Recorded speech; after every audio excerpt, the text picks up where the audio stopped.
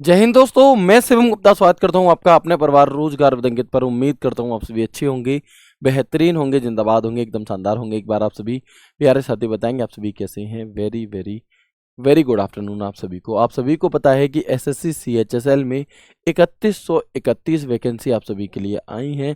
और जब भी हम किसी एग्ज़ाम की तैयारी कर रहे होते हैं प्यारे बच्चे, तो सबसे पहला जो हमारा टास्क होता है वो होता है उस एग्ज़ाम के फॉर्म को बिल्कुल सही सही तरीके से फिल करना। कई बार बच्चा सालों साल बहुत अच्छे से मेहनत करता है, लेकिन जिस एग्ज़ाम को वो टारगेट कर रहा होता है उसी समय वो अपने फॉर्म को भरते समय थोड़ी सी सावधानी अगर ना बरते तो उसका वो एक पूरा साल ही हम कहें उस एग्ज़ाम के लिए ख़राब हो जाता है। यानी कि वो अच्छे नंबर लाने के बावजूद भी, सब कुछ पास करने के बावजूद भी लास्ट में रह जाता है अपने सिलेक्शन से। तो क्यों ना उस फॉर्म को बहुत ज़्यादा सावधानी पूर्वक भरा जाए, जो हमारे एक अच्छे भविष्य की नींव रखेगा। तो मैं आपको आज की इस क्लास में बताने वाला हूं कि आपको एसएससी सीएचएसएल का फॉर्म कैसे फिल करना है और किन किन बातों का आपको विशेष तौर पर ध्यान रखना है। बहुत आसान होती हैं ये सभी चीज़ें, लेकिन एक बार एटलीस्ट हमें पता होनी चाहिए, क्योंकि छोटी से छोटी गलती भी आपको आपके सिलेक्शन से क्या है दूर कर सकती है। तो बिल्कुल एक बार देखेंगे प्यारे बच्चे सभी दोस्त यहाँ पे कैसे एक एक स्टेप करके हम जानेंगे। तो सबसे पहले आपको यहाँ पर पता होना चाहिए कि जो एसएससी सीएचएसएल के फॉर्म आए हैं वो हमारे 23 जून से लेकर के और 18 जुलाई तक भरे जाएंगे, है ना। तो आपके पास अभी समय है, लेकिन ये मत सोचते रहिएगा कि अभी हमारे पास समय है भैया हम तो बाद में भर लेंगे। नहीं प्यारे बच्चे, आपको क्या कर लेना है दोस्त, आपको फॉर्म भर लेना है 1-2 दिन में ही, ठीक है। इसके बाद हम आगे बढ़ते हैं। किन बच्चों को बाद में भरना है थोड़ा सा मैं वो भी बता दूंगा।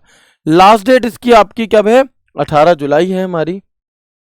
इसके अलावा अगर जो बच्चे कुछ पहले से फॉर्म भर चुके हैं और इस वीडियो को देखने के बाद उन्हें पता चलता है कि भैया मेरी वीडियो मेरे फॉर्म में तो कुछ गलती हो गई है, क्या ऐसे हम सही कर सकते हैं, तो हाँ बच्चे, आपको 23 जुलाई से लेकर के 24 जुलाई तक मौका मिलेगा करेक्शन का। यानी कि करेक्शन विंडो ओपन होगी और वहां पे आप इसमें करेक्शन प्यारे दोस्त कर सकते हैं, ठीक है। आपका पेपर भी आपका बहुत ज़्यादा दूर नहीं है, तो ये सारी जानकारी आपको यहाँ पर दी गई है, ठीक है। इसके बाद हम यहाँ पर बात करते हैं कि फॉर्म को आखिरकार फिल हमें कैसे करना है दोस्त। तो सबसे पहले आप जाओगे ssc.gov.in, है ना। ssc.gov.in ये आपकी एसएससी की न्यू वेबसाइट है, जिस पर क्लिक करते ही आपके सामने ये वाला एक इंटरफेस खुलेगा जो खुला हुआ है। फिर यहाँ पर आप इस लॉगिन और रजिस्टर पर क्लिक करोगे। जैसे ही आप इस पर क्लिक करते हैं तो आपके सामने कुछ इस प्रकार का एक दृश्य यहाँ पर खुल करके आता है। अब इस दृश्य में आप क्या देखोगे कि यदि आपने इससे पहले एसएससी का पेपर दिया है विद न्यू ओटीआर, यानी कि जो अभी आपने ओटीआर करके अगर कोई पेपर दिया है तो आप यहाँ पर अपना यूजर नेम और पासवर्ड डाल करके यहाँ पर कैप्चा भर के ये वाला लॉगिन कर लोगे। और अगर आपने अभी तक एसएससी का कोई भी पेपर नहीं दिया, आपने अभी अभी 12th की है और आप पहली बार एसएससी सीएचएसएल देने जा रहे हैं, तो प्यारे बच्चे सबसे पहले आपको ओटीआर करना रहेगा रजिस्टर नाउ करके। भैया ये ओटीआर क्या होता है, ये ओटीआर होता है वन टाइम रजिस्ट्रेशन, यानी कि एक ऐसा रजिस्ट्रेशन जो उस वेबसाइट पर आपका हो जाएगा, एसएससी की वेबसाइट पर हो जाएगा। फिर आप एसएससी से संबंधित जितनी भी भर्तियां होती हैं उनके जब जब आप फॉर्म फिल करेंगे तो जो कॉमन डिटेल आपकी पहले ही ओटीआर में सेव हो जाती है, और वो डिटेल डायरेक्ट जब आप फॉर्म फिल करोगे बस आईडी लॉगिन करिए आपका पासवर्ड डाल के, वो सारी डिटेल वहां से ले लेगा, जिससे कि फॉर्म आपका कम समय में भी भर जाएगा। और इससे लास्ट टाइम पर जो वेबसाइट बिजी होने वाली समस्याएं होती हैं वैसी समस्याएं यहाँ पर नहीं होती हैं, ठीक है। अब बात आती है कि भैया हमने तो ओटीआर कर रखा है, तो आप इसे रजिस्ट्रेशन नंबर डाल के और पासवर्ड से लॉगिन कर लेंगे। जिन्होंने नहीं किया वो क्या करेंगे, तो दोस्त आपको यहाँ पर क्या करना है, मैंने यहाँ पर ओटीआर से संबंधित टोटल 3 वीडियो करी हैं। एक हमारी वीडियो है यहाँ पर ये वाली कि एसएससी की न्यू वेबसाइट पर ओटीआर कैसे करें। आप लिखिएगा ओटीआर कैसे करें शिवम सर, तो लगभग 8 लाख व्यू आपको इस वीडियो पर देखने के लिए मिलेंगे। यानी कि समझिए कितने सारे बच्चों को ये वीडियो फायदा किया। तो जिन बच्चों ने कभी ओटीआर नहीं किया है दोस्त, आप इस वीडियो के माध्यम से देख करके ओटीआर कर लेंगे। अब जो ओटीआर करने के लिए आपको आधार कार्ड वेरीफाई ओटीपी वगैरह मांगेगा, वो सब आप कर लेना। इसके अलावा जिन बच्चों ने ओटीआर कर लिया है पहले और उनका ओटीआर से संबंधित कोई भी डाउट है, उनका कैटेगरी से रिलेटेड कोई डाउट है या किसी भी प्रकार का कोई डाउट है, तो प्यारे बच्चे आप इसे देख सकते हो, क्योंकि आपको 30 जून तक की ओटीआर में एडिट करने की डेट दी गई है। यानी कि अगर आपके ओटीआर में ही कोई जानकारी गलत सेव हो गई तो आप उसे चेंज हमेशा, ऐसा नहीं कि कभी भी चेंज कर लोगे, एक पर्टिकुलर टाइम आपको मिला हुआ है। पहले ये टाइम 31 मई तक का था, लेकिन कई सारे बच्चे नहीं कर पाए, तो 19 जून से लेकर 30 जून तक ये टाइम आपको दिया गया है अब। और इस 30 जून तक आप अपने OTR में अगर आपकी कोई नाम में एरर है, कोई एजुकेशन क्वालिफिकेशन में कोई रोल नंबर गलत हो गया है, या फिर आपने कोई कैटेगरी गलत भर दी है, तो आप उसे यहाँ पर सही कर लीजिए। अन्यथा ये मौका आपको इस पूरे 2025 वाले पेपरों में नहीं मिलेगा। 2026 का जब अगली साल कैलेंडर आएगा तो SSC फिर से आपको एक मौका देगी। अब मैंने स्टार्टिंग में एक बात कही थी कि किन बच्चों को फॉर्म के लिए थोड़ा सा रुक सकते हैं, वो ध्यान से समझिएगा। एक बड़ा मुद्दा है कि जो कैटेगरी होती है ना, वो प्यारे बच्चे SSC CGL और SSC CHSL में और MTS में क्लियरली मेंशन कर दिया गया है कि यदि आपने OBC भर दिया कैटेगरी में या फिर EWS भर दिया और आपके पास एक वैलिड सर्टिफिकेट नहीं हुआ, जो कि सेंट्रल का सर्टिफिकेट यहां पर लगता है, अगर वो आपका नहीं हुआ तो आप क्या नहीं कर पाओगे, आपको लास्ट में पहले नॉर्मल वैकेंसीज में क्या होता है कि अगर आपका सर्टिफिकेट नहीं लगता है OBC या आपका EWS का, तो आपको जनरल में काउंट कर लेते थे। लेकिन इन तीनों ही नोटिफिकेशन में क्लियरली मेंशन है कि आपको कैंसिल कर दिया जाएगा, आपको जनरल में काउंट नहीं किया जाएगा। तो अगर आप एक सच्चे SSC CGL CHSL MTS के एस्पिरेंट हैं और आपको हर हाल में ये नौकरी चाहिए ही चाहिए, और अगर आपके पास अभी तक सर्टिफिकेट इन हैंड नहीं है EWS का या OBC का, तो प्यारे बच्चे आप OTR में जाकर के अपनी कैटेगरी को चेंज करके UR कर लो और फिर आप UR पे ही फाइट करो, या फिर जब तक इनकी लास्ट मतलब 30 जून से पहले पहले कोशिश करके जैसे तैसे भाग दौड़ करके उन दोनों मतलब जो भी सर्टिफिकेट आपका उसे बनवा लो, उसके बाद वहां पर वो कैटेगरी भरना। ये मत सोचना कि मैं EWS बनवा लूंगा और पता चले आपका बाद में EWS ना बन पाए किसी कारणवश और आपकी एक अच्छी तैयारी होने के बावजूद भी आपको लास्ट में हटा दिया जाए।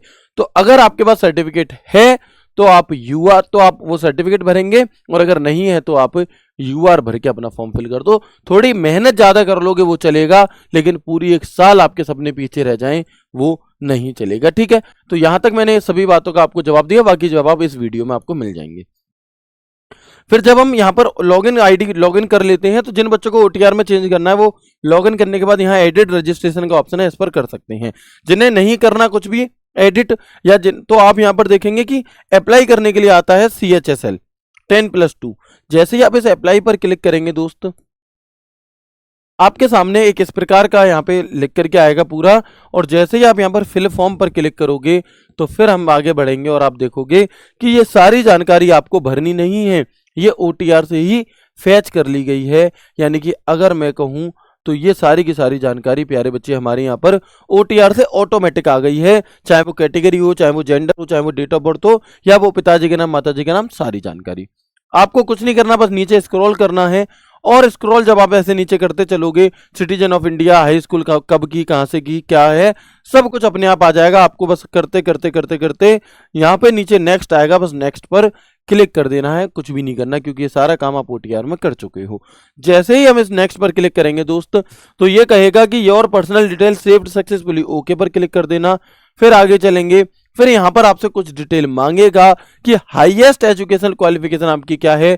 तो क्योंकि CHSL के लिए 12th है, तो 12th, अगर आपने ग्रेजुएशन कर रखी है तो ग्रेजुएशन अपने अकॉर्डिंग। ठीक है, फिर क्वालिफिकेशन एजुकेशन ये आप लिख देंगे यहाँ पर, एजुकेशन क्वालिफिकेशन। इसके बाद स्टेटस वगैरह ये सारी जानकारी देने के बाद आप फिर यहाँ पर सेव एंड नेक्स्ट पर क्लिक करेंगे, और इसके बाद फिर से आपसे ओके कहा जाएगा। ओके करने के बाद आपसे पूछा जाएगा क्या आप कोई एक्स सर्विसमैन है, अगर हैं तो यस करेंगे, नहीं तो नो करेंगे। क्या आपको कोई एज रिलैक्सेशन चाहिए तो यस करेंगे, नहीं चाहिए तो नो करेंगे। ठीक है प्यारे बच्चे, इसके बाद आप देखेंगे कि if yes age relaxation code, अगर यस हो तो फिर रिलैक्सेशन से रिलेटेड जो भी आप सर्टिफिकेट यूज कर रहे हो उसका प्रयोग करोगे। और यहां पर आपसे पूछता है कि do you want to make your personal information available for accessing job opportunity in term of DOPT, यानी कि क्या आप यहां पर, इसे आप यस भी कर सकते हो, नो भी कर सकते हो, इसे आप यस कर देना। ये क्या होता है भैया, तो ये आपकी जो जानकारी है, जो आपकी डिटेल है, वो सरकार के पास सेव रहती है, और कुछ अलग जगह पे जैसे डिपार्टमेंट होते हैं वहां पर आपको अगर सरकारी नौकरी नहीं भी है तो वो डिटेल सरकार के पास रहती है कि हाँ ये बच्चा इतना पढ़ा लिखा है और इसकी नौकरी अभी तक नहीं लग पाई। इस टाइप से ये होता है, बहुत ज़्यादा जरूरी नहीं है। यस भी कर दिया है तो कोई दिक्कत नहीं है, नो भी कर दिया है तब भी कोई दिक्कत नहीं है। ठीक है, आप सेव एंड नेक्स्ट पर जैसे ही क्लिक करेंगे तो यहाँ पर फिर आपके सामने ओके आएगा। जैसे ही आप ओके पर क्लिक करेंगे तो फिर आपसे पूछेगा कि भैया पेपर देने कहाँ जाओगे बताओ, है। तो बहुत सारे लोगों के घर वाले क्या होते हैं कि घूमने नहीं भेजते बच्चों को, तो आप इसी बहाने घूमने जा सकते हो। आप जयपुर की यहाँ पर आप जो भी आपके नियरेस्ट है, ये मजाक वाली बात है घूमने जाने वाली, तो जो भी आपका नियरेस्ट पड़ेगा वो अपने अकॉर्डिंग भर दीजिएगा। ठीक है, देगी एसएससी अपने हिसाब से। तो जो जो आपको यहाँ पर भरने हैं आपको एग्जाम सेंटर वो भर देंगे। पेपर किस भाषा में देना है, हिंदी में या इंग्लिश में, वो आप यहाँ पर भर दोगे। टाइपिंग कौन सी करनी है वो आप यहाँ पर भर दोगे। इसके ठीक बाद फिर आप अपने आप यहाँ पर नो नो करके, क्या आपको कोई दिक्कत परेशानी तो नहीं, ऐसे नो करके सेव एंड नेक्स्ट पे क्लिक करेंगे। अगेन ओके करेंगे। ओके के बाद आपके सामने अब बात आ जाती है, भैया सारी डिटेल हमारी भर चुकी है, अब बात आती है कि फोटो कैसे अपलोड करें। तो दो ऑप्शन है, एक तो ये क्यूआर आपको दिया गया है, इसे स्कैन करके आप क्या कर सकते हो, आप अपने फोन में इसका ऐप डाउनलोड कर सकते हो। अगर आप फोन से क्या कर रहे हो, अगर आप फोन से फॉर्म भर रहे हो। पहले समस्या क्या आती थी कि भैया बच्चा इसलिए फॉर्म फोन से नहीं भरता था कि उसे जाना पड़ता था, क्या लाइव फोटो होता है और आपका साइबर कैफे वाले भैया के पास जाना पड़ता था। लेकिन अब आप क्या कर सकते हो, बड़ी ही आसानी से इस ऐप को डाउनलोड करोगे, या तो अगर लैपटॉप से भर रहे हो तो कैप्चर लाइव फोटो पे क्लिक करके अपना फोटो क्लिक कर लो और अपलोड सिग्नेचर से सिग्नेचर अपलोड कर दो। लेकिन अगर आप फोन से कर रहे हो दोस्त, तो आपको वो एसएससी का जो ऑफिशियल ऐप है उसे डाउनलोड करेंगे, अपना यूजर नेम और पासवर्ड डालेंगे, कैप्चर डालेंगे, लॉगिन करेंगे, अप्लाई पर क्लिक करेंगे और जो भी फॉर्म आप भर रहे थे उसमें कंटिन्यू करके आप देखोगे कि बस नेक्स्ट नेक्स्ट आपको करते चलना है।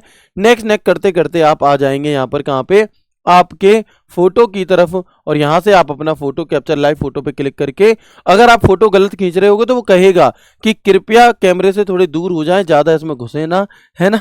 तो इस प्रकार से आपको बता देगा। और जैसे ही आप अपने फोटो को बढ़िया तरह से खींचेंगे, सेव एंड नेक्स्ट कर देंगे, ओके कर दिया जाएगा। और यहाँ पर अगर दोबारा खींचना तो कैप्चर अगेन, नहीं तो सेव एंड नेक्स्ट। इसके बाद अपलोड सिग्नेचर का एक ऑप्शन है, सिग्नेचर आप यहाँ से अपलोड कर सकते हैं। इसके बाद सिग्नेचर भी अपलोड हो गए।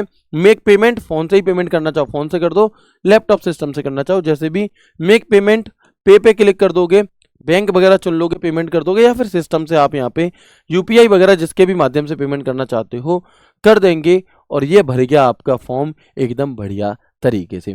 ठीक है दोस्त, तो ये थी हमारी एक वीडियो उन बच्चों के लिए जो एसएससी सीएचएसएल का फॉर्म भरने जा रहे हैं।